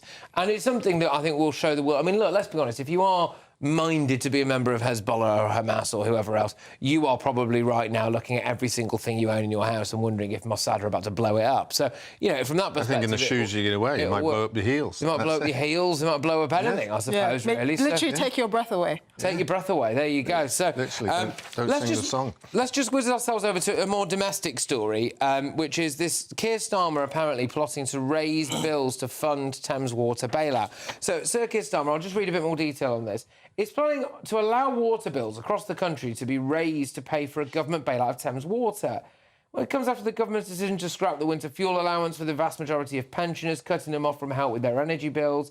I mean, this is quite remarkable, isn't it, really? Every single thing is going to go up. You've got council tax as well, is this? It's going to sink our family budgets. It's quite as simple as that. It's going to water down our pensions. It just keeps getting worse. To be honest, he's going to go on. And to be honest, I attended a meeting with the head of Ofwat who was talking about the fact that this was over a year and a half ago, whilst the Conservatives were in power, that bills were going to have to go up anyway because of the rising population in the country, because we've got 67 million people, and now we've got the idea that we're going to have to buy out a large company. Well, 15 and not enough reservoirs. It's a huge amount. But look, you'll shout me down. I would say it, wouldn't I? But the fiscal inheritance that this government is facing because of the last government is absolutely catastrophic. I was at a Labour Party meeting last night, and I was saying, and there were some criticisms coming forward around the winter fuel allowance and the rest of it. I said the fiscal inheritance is much, much, much worse than 1997 when we came into power. Now, I don't actually think we will go for the increases in water bills. There's got to be some other mechanism because that will be toxic. But the water industry is a mess. But Bill, the fiscal inheritance that you've got... In 97 was great. A lot of that is being caused by yourself increasing the wages of train drivers to make them the 7% wealthiest people in this country. I'll just give a little bit more detail money because of all the strikes. Is that all right? Sorry, these are all great points, but I just want to bring a little bit more detail into this as well. So £15 billion worth of debt, apparently, is what Thames Water has racked up. Yeah. So that's what they're sitting on at the moment. Last month, the company said it needed to raise customer bills by nearly 60% by 2030, which is not far off now, despite the regulator Ofwat saying increases should be capped at 23%. Esther, I'm sorry, I don't really think the British taxpayer should be paying for this, should we? Considering we also have sewage floating in our water bodies. And we haven't built a reservoir since, I think, the 1990s. Look, at this rate, I do think that the government has to come up with some sort of agreement, because at this rate, we're going to call Keir Starmer the Grim Reaper, because it just keeps getting worse. It's just bad news after bad news after bad news. And, in as much as he can say that the fiscal situation that they've inherited is terrible and they don't have much wiggle room, fine, even if you can accept that, at the end of the day, these are decisions that are being made. Right, and these are decisions that are being made by the government that they're going to have to justify. And if you're going to just say, oh, we have no choice, well, guess what? Then the electorate are going to say we have no choice but to turn our backs on you in 2029. He does have different choices. I just don't know what the current investment in the equity is for the pensions market. But if the company goes bust, then a lot of pension companies lose. Well, he's planning on regulating But in some ways, he could just turn around and say, let it go bust, and he doesn't have to pay that $15 billion. Yeah, I mean, again, and what happens to people who are getting their water from Thames Water? I mean, come on, there is... The company will still exist. There's no love lost. If the company goes bust, then the government can take it over effectively for free in terms of the debt. It's just that the equity shareholders will lose it, which are the pension companies. Which is the economy. Look, so there's lots of winners and losers in this. You talk about, the pessimism... But why should it be the taxpayer? All governments try to take the tough decisions early. This all comes back to exactly what we said during the general election campaign. it will depend whether we can get economic growth going so that we can invest in public services. I just think, and cut look, taxes. this is another thing that could hammer pensioners, couldn't it? You know, this is, again, you would have council tax, you'd have the winter fuel payments there, you'd have the single-person discount, you'd have your water bills going up. I mean, this is going to be quite a difficult... Increases in taxes, capital gains tax, you had all of them coming in. Yeah, chase away your tax base as well. There are different choices to be made, and I'd wait until the budget. There's all sorts of scare stories out there. The government's not stupid. No, OK, well, all right. Well, it does appear that our fundraiser is as well-timed as ever for Friends of the Elderly. If you're just joining us, we've managed to raise the latest amount of money, by the way, which I will just get on my phone now quickly, just to tell you. The latest amount of money that we have raised, or you have raised for Friends of the Elderly, is £126,500. So thank you very, very much. I mean, there's an amazing sum of money that will all go towards grants, etc. There's a QR code on your screen there right now that if you want to hover your phone over it. If not, you can go to justgiving.com/page/Save Our Seniors. I'm just trying to do my best to get a bit of money in the bank ahead of this winter, this quite bleak winter for a lot of elderly people, so that actually they can get grants, they can get support, they can get a new boiler, they can get a new oven, they can get repair work done, they can pay for care, all of that stuff. Let's just try and do a good thing, hey? But anyway, old habits die hard, and Sir Ed Davey has carried on where he left off during the election campaign by treating us all to a little bit of karaoke before he spoke at the Lib Dem conference in Brighton this afternoon.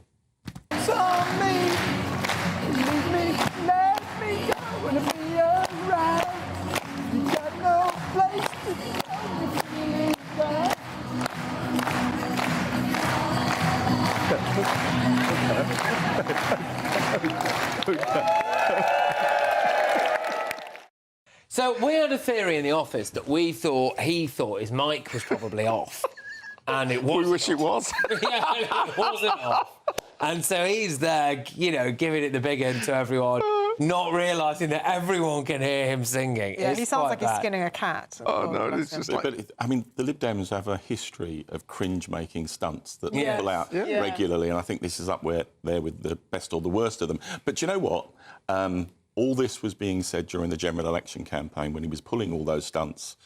People said it's crazy. Why is he doing it? He went from 11 to 72 seats. He did, yeah, he did. No, he did, absolutely. And there is a bit of momentum about the Lib Dems at the moment. They've got to do something with it, though, because they have got a huge amount of seats, especially when you consider the amount of people who voted Reform versus the amount of people who voted the Lib Dems, and then the discrepancy when it comes to actual seats in Parliament. So the Lib Dems have got to do something with it other than, you know, just sing. I just find it hard to take Ed Davey seriously. It's like carry on up the Lib Dems or something. Yeah, well... He's got a lot of cultural appropriation there, hasn't he, trying to take that song out from him.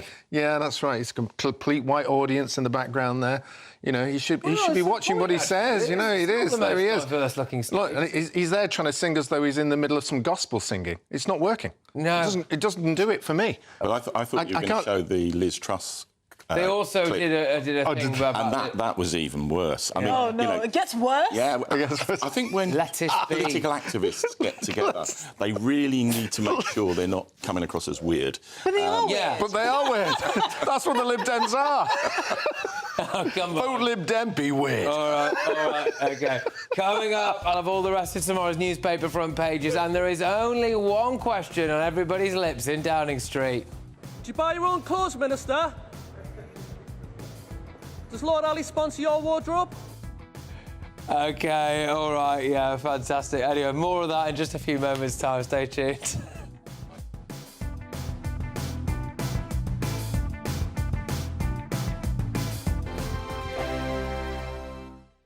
Sunday with Michael Portillo from 11, only on GB News. On Tuesday, the 3rd of September, at St Paul's Church in Wilton Place in London, a lucky few will sing highlights from Mozart's Don Giovanni in front of a paying audience with an orchestra and under the baton of Gary Matthewman, the conductor and artistic director of Brunswick Vocal Arts. Why is it important that young singers have this opportunity with an orchestra? There's a gauntlet, if you like, that I think lots of young singers have to run between finishing the relative comfort of their conservatoire education and becoming firmly established as professional singers. Lots of the ones who show real verve and real promise and work really hard end up for a little bit too long being trapped in a kind of cycle of being the understudy. But some of them are ready to kind of go that extra mile and reach that next milestone. And we as a charity thought, well, what a lovely thing it would be to handpick some of these best young singers, give them intensive coaching on the role that they're going to perform, give them the chance to work with professional players for the first time, and crucially, have the thing professionally filmed and recorded. Because the first question all young singers are asked when they meet somebody influential now is, well, what's your website? Or You have coached the singer, coaching the singer either towards a recital or towards their performance, their part in an opera. Tell me a little bit about that process. It's a case of asking them questions which make them bring a character to life, so that when an audience member witnesses this person singing, they don't just think, oh, that's a pretty noise. They think, oh, there's something going on here that I recognise. And especially in a context like this, which is related, I think, to when people sing recitals. Say they sing 20 songs in that one evening. They've got to present 20 roles, 20 mini operatic roles, if you like. And we need to see the change in their bearing. We need to see the change in their approach to the text, as well as to the kind of the technical focus of their singing and how they produce sound. GB News, the People's Channel.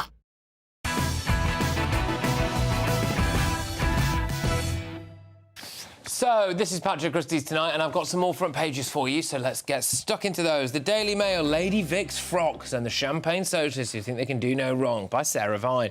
They've also got Israel's exploding pages were put Middle East on the brink. And there we are. Let's go to the Daily Express. 1.7 million will not heat homes this winter to save money.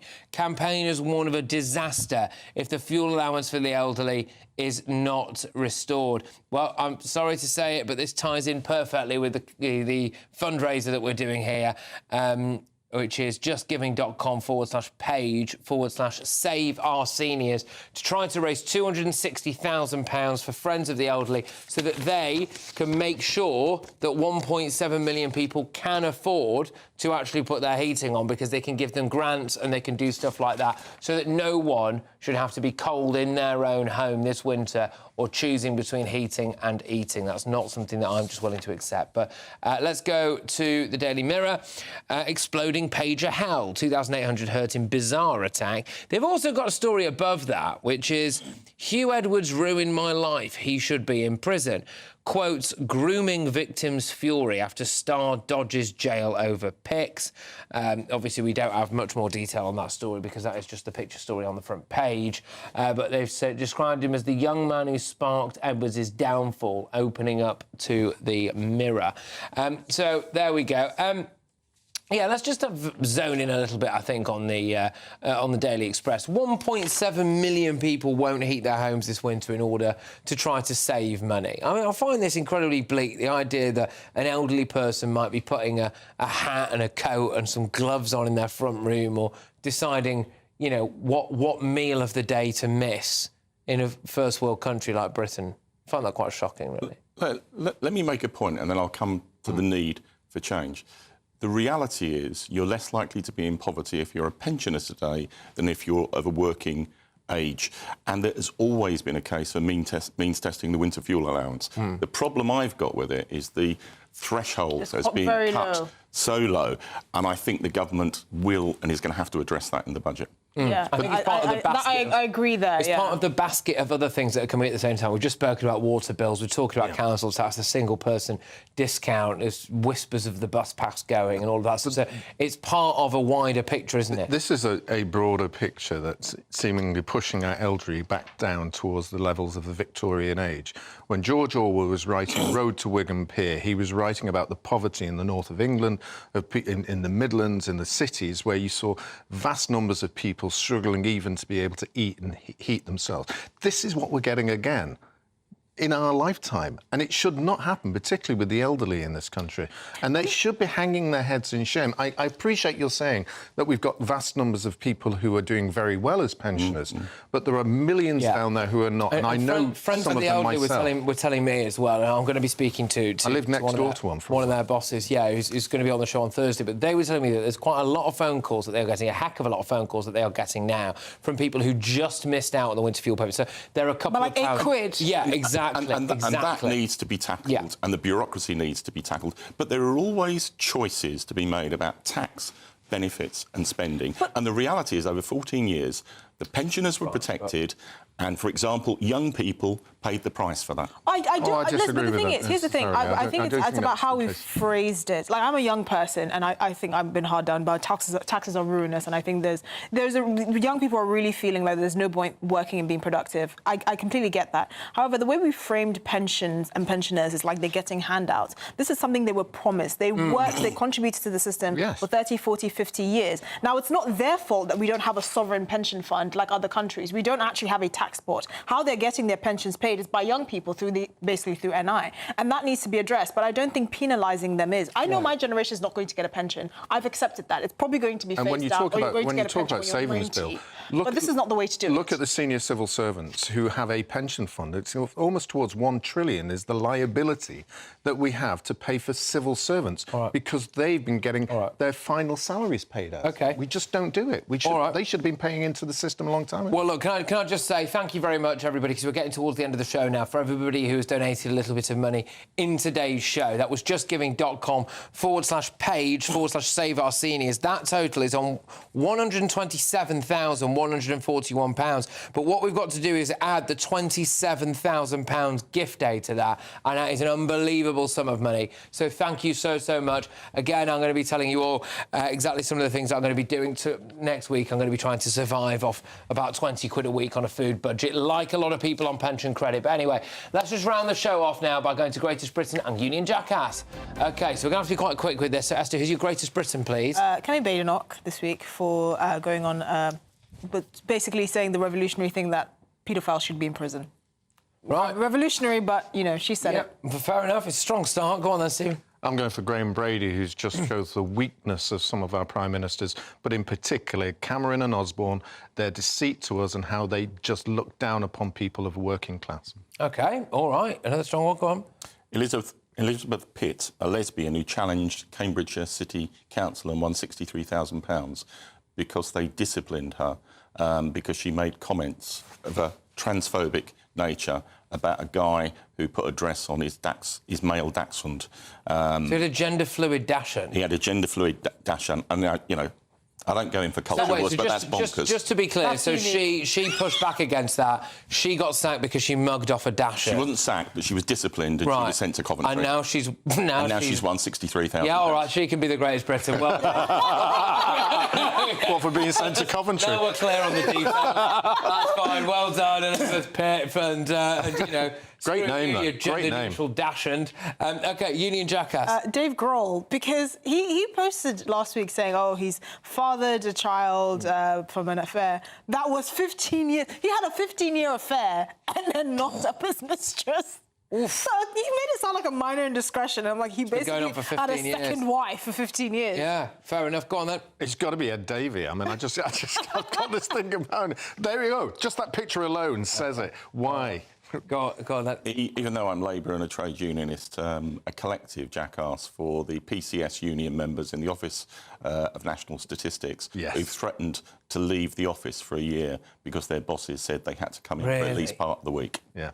Ah, they can get it as well. Well done, Hey, you done all right. That's it. I was going to go for that one, but you'd already nicked it before I got in it. Well done. All right, well, thank you very much. It's been a great show this evening. It's going to be another bumper show tomorrow as well. Thank you very much to everybody who's been watching and listening. It's Headliners next. I will see you all tomorrow at 9 p.m. Take care.